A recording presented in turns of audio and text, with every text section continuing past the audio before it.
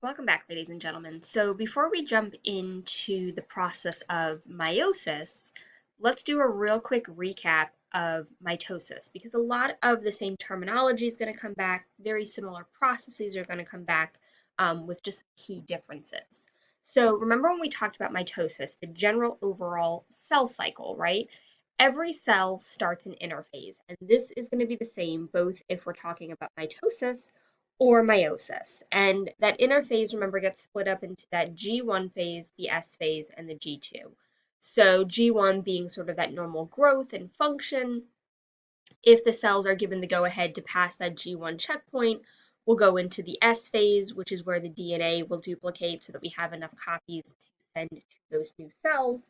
And then we'll go into that G2 checkpoint, or excuse me, that G2 phase, where we'll do the organelle duplication and just the final growth and preparations for the division of that cell. And then again, there is a checkpoint at the end of that G2 to ensure that all of that preparation has happened appropriately. Now, if we're going into mitosis, then after G2, we enter that mitotic phase, that cell division phase, which is where we talked about mitosis versus cytokinesis. So, mitosis being the division of that nucleus, and we talked through prophase. Chromosomes are condensing, they're starting to attach to spindle fibers, the nuclear membrane's disappearing. Metaphase, where all of those chromosomes line up along that metaphase plate in the middle of the cell. Anaphase, the sister chromatids split and start moving towards the poles along those spindle fibers. And then telophase, where everything starts relaxing, going back to chromatin, the nuclear membrane's coming back, the spindle fibers have disappeared. And then that overlaps with cytokinesis, where we actually divide the cytoplasm itself and create those two new daughter cells. So those terms, prophase, metaphase, anaphase, telophase, are going to come back. We're going to talk sister chromatids again. We're going to talk spindle fibers. A lot of the same processes are going to repeat in meiosis with a few key differences. Um, when we talk about mitosis, right, the end of just typical cell division we've been talking about, we've been creating two genetically identical daughter cells.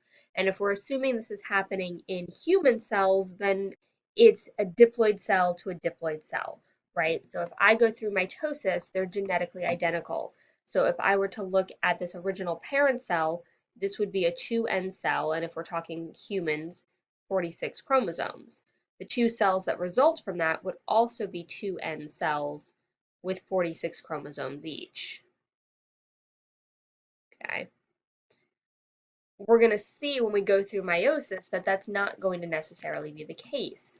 Because remember, mitosis in humans, at least, is there for growth and for repair, right? If I need to get bigger, I can't just make bigger cells forever because I start depreciating the efficiency of moving materials across that cell membrane. So I make more cells instead of bigger cells. And if I have damaged cells and I need to replace them, then I do that via mitosis. We get to meiosis, and now I'm going to take those diploid cells and reduce the chromosome number, right? So I'm going to go from a diploid adult, right, which is what we're seeing here, right, that 46 chromosomes, and I'm going to go through meiosis now and reduce the chromosome number in half. So that each of those gametes, whether it's the egg or the sperm, depending on if you're male or female, each of those gametes has only half the number. They're haploid cells, right?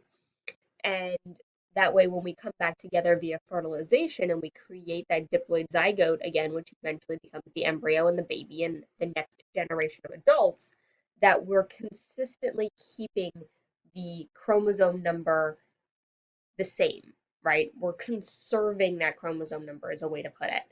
So this is only going to happen in germ cells in adult humans. Those diploid adult germ cells will go through meiosis, cut the chromosome number in half to create these haploid daughter cells, these haploid gametes. And this is going to only take place again in those germ cells that exist in your reproductive organs. All right, so for females, it's our ovaries, for males, it's in your testes. And we're doing this as a result of meiosis In order to do that, though, it's going to now require us to go through 2 rounds of cell division. So we're going to go through meiosis 1, which includes prophase 1, metaphase 1, anaphase 1, telophase 1, and then go through another set of meiosis, meiosis 2, which now is going to consist of prophase 2, metaphase 2, anaphase 2, telophase 2. And that's where some of those differences between meiosis and mitosis start taking shape. 2 rounds of division, and now I'm going to go from 46 chromosomes down to 4 cells that each contain 23 chromosomes instead. So again, the real purpose here is to ensure that I'm not duplicating the chromosome number every time. So I'm going to start off with that diploid cell, and again, if we're talking humans, that means that there's 46 chromosomes in that cell, right? So that diploid number here would be 46. And if you take note, by the time I already get through that first round of cell division, I already have haploid cells, right? Remember, that's what that N means. So there's only 23 chromosomes in these cells by this point. Now the sister chromatids are still attached, so we'll see that. So that's where that second round of cell division occurs, so that each of these cells has 23 chromosomes apiece, so that when I take those eggs or those sperm and put them back together to make that offspring, I recreate that diploid 46 chromosomes and consistently keep that number every generation. So how do we do it? All right, well, let's talk through these phases. So here is meiosis 1, right? Here I'm going to take each of these steps. Now, let me take a step back here for a second and talk about the fact that interphase still exists before this. All right, so interphase is still happening before we go through this round of division.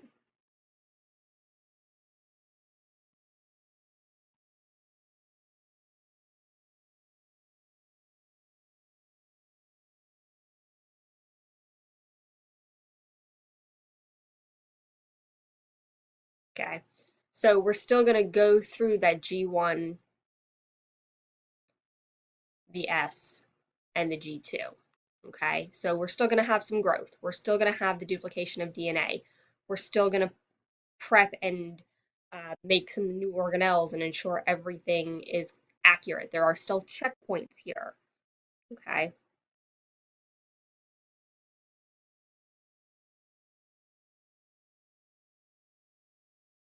Okay, so all of that stuff is still happening just like we talked about in mitosis. But once we pass into meiosis 1, now we start to see some differences. So I get to prophase 1, all right. Nuclear membrane's still going to disappear. The centrioles, excuse me, are still moving to opposite sides of the poles. They've been duplicated back in interphase. Spindle fibers are still there. But we're going to see that there's some really distinct differences when we start talking about prophase 1, and that is the fact that now I have to consider homologous chromosomes. Now I'm going to take into account the chromosomes that came from mom and the chromosomes that came from dad. When we talked about mitosis, we didn't really bother mentioning that because those individual chromosomes just duplicated, they all lined up, everything split, and we were done. When we get to meiosis, though, here, now I'm going to separate out those homologous chromosomes. All right, so we're going to see in prophase 1 that those homologous chromosomes are going to come together. They're going to do some mixing of genetic information, and they're going to stay together and line up together in metaphase 1. All right, so metaphase 1, when we looked at, or excuse me, when we just talked regular metaphase, we would have had a purple chromosome, a green chromosome, a red chromosome, a blue chromosome. They all would have been lined up one on top of the other, and we would have split those sister chromatids. Here now, I'm concerning myself with those homologous pairs. All right, it's going to be the homologous pair that lines up. All right, so here's a big difference.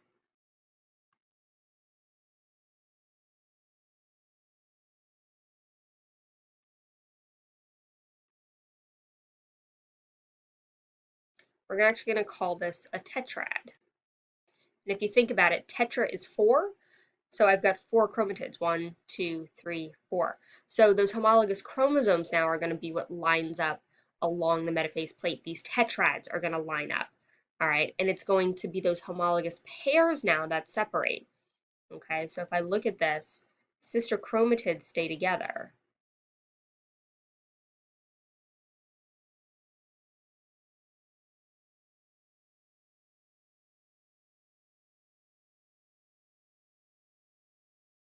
Okay, but it's the homologous pairs that separate, right? So if you look at this, right, homologous pairs or homologous chromosomes are what separate from each other and start moving to those opposite sides, okay?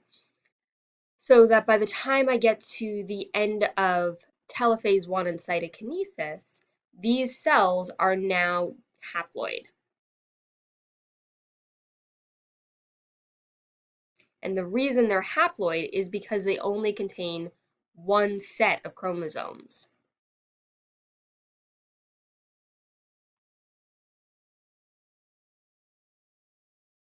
Okay. Why do they only contain one set? Well, I started back here with 23 pairs of chromosomes, right? Pairs of chromosomes, 46 total. I separate out those pairs, and now when I get to the end of the first round of cell division, those pairs are no longer in the same cell. All right, so I've got one set here, one set over here.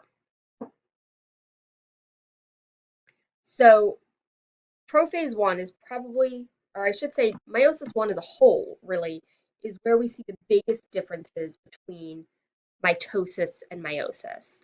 So prophase 1, right, one of the biggest things that happens here is this process called synapse, where I'm going to take those homologous chromosomes, right, all of them. So chromosome 1 from mom, chromosome 1 from dad, come together in pairs. Chromosome 2 from mom, chromosome 2 from dad, come together in pairs. Chromosome 3 from your mother and chromosome 3 from your dad come together in pairs in your germ cells. And they form these tetrads, right? So here's that tetrad structure, right? Four chromatids all lined up together.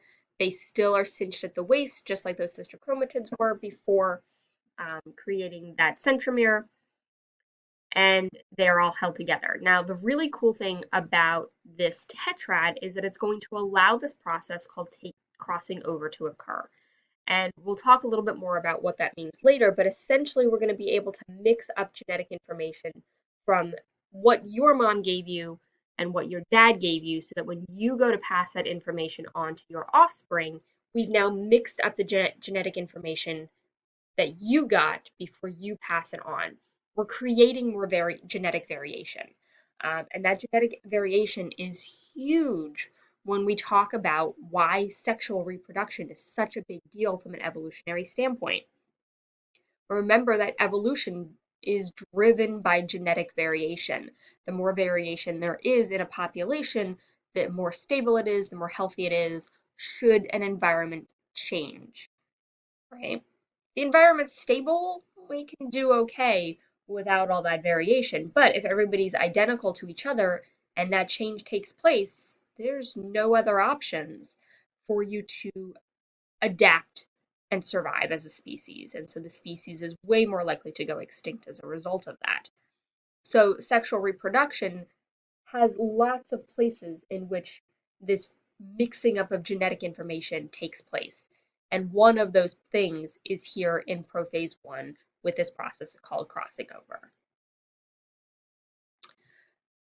So other components to meiosis 1, right? I mentioned those tetrads lining up in the metaphase plate, right? Those homologous chromosomes are now sitting in that center of the cell as opposed to just being lined up one on top of the other. So rather than seeing 46 chromosomes lined up across that metaphase plate, we now see 23 pairs of chromosomes lined up. We see 23 tetrads lined up on that metaphase plate. Anaphase 1, the sister chromatids remain attached, but the homologous pairs separate, they move to the poles, and then when we get to telophase 1 and cytokinesis, each of the cells that ends up resulting at the end of that are those haploid daughter cells with a total of 46 chromatids. Let's kind of change that. Rather than saying chromosomes, just because that can get a little confusing perhaps, let's cross this out and call this chromatids. All right, so 46 chromatids, but there's only 23 chromosomes. All right, so 46 chromatids because those sister chromatids are still attached. 23 duplicated chromosomes, right? One set because they're haploid, right? Okay. Um, Other things that are still happening here, right? Spindle fibers are shortening during anaphase 1. We're pulling those chromatids towards the poles.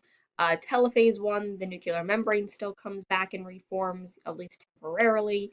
The genetic information relaxes again. So a lot of those sort of underlying components that are happening in mitosis are happening here too, right? So we go back right here, that nuclear membrane's coming back, spindle fibers have shortened, we've only got a set of centrioles in each. Anaphase 1, they're moving along those spindle fibers towards the poles, everything lines up the metaphase plate. In meiosis, just like mitosis, it's just the difference of how they're lined up. And prophase 1, again, the nuclear membrane still had to disappear, spindle fibers and centrioles still needed to move. So all of that underlying stuff is still happening. It's just what's really happening to the chromosomes here that's different. All right. Then we get into meiosis 2, and now this is going to look a lot more like mitosis. The only difference here is that I'm working with half the genetic information because these are all haploid cells, right? And I've got two cells simultaneously going through this process at once. So I talk prophase 2 now. All right, there is a really short little interphase here, but no duplication of information. Okay, so really short interphase, but no gene duplication, right? No DNA duplication. So there's no S phase. Okay, that's really important. I don't want to duplicate the information again here because that's kind of counterproductive. I already have my sister chromatids here. I don't need to make more of them. So the whole point to meiosis 2 really is the division of those sister chromatids. So we go through prophase 2 in each of those individual cells I created at the end of meiosis 1.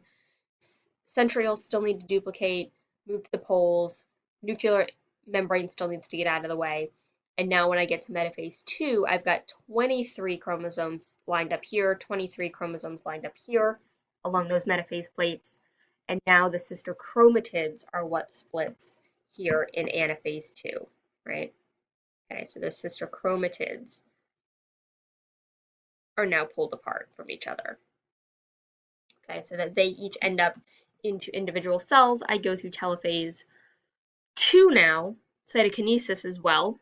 All right, nuclear membrane comes back, and the chromosomes relax back into chromatin, and now I have 4 haploid daughter cells that are all genetically different from each other and genetically different from the original parent cells that we started with, not only in the sense that they are haploids, they have half the genetic information, but also in the arrangement of the way that those chromosomes and the information that they carry is organized as well.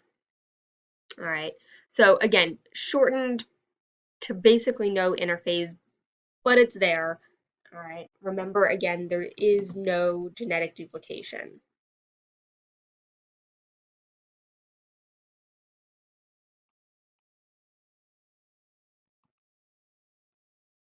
Okay, so we're not going to copy the genetic information again, which is why it can be so much shorter. There really is no growth or anything like that either. Prophase 2, those chromosomes condense again, nuclear envelope breaks down, spindle fibers form. Metaphase 2, sister chromatids align along that metaphase plate. Anaphase 2, the sister chromatids split into individual daughter chromosomes. And then telophase 2 and cytokinesis, those nuclei form. And now I'm dealing with 4 haploid daughter cells at the end. So again, meiosis 2 looks a lot more like metaphase did, excuse me, mitosis did, but we don't have 46 chromosomes, I only have 23, and it's happening simultaneously in two cells instead of just one.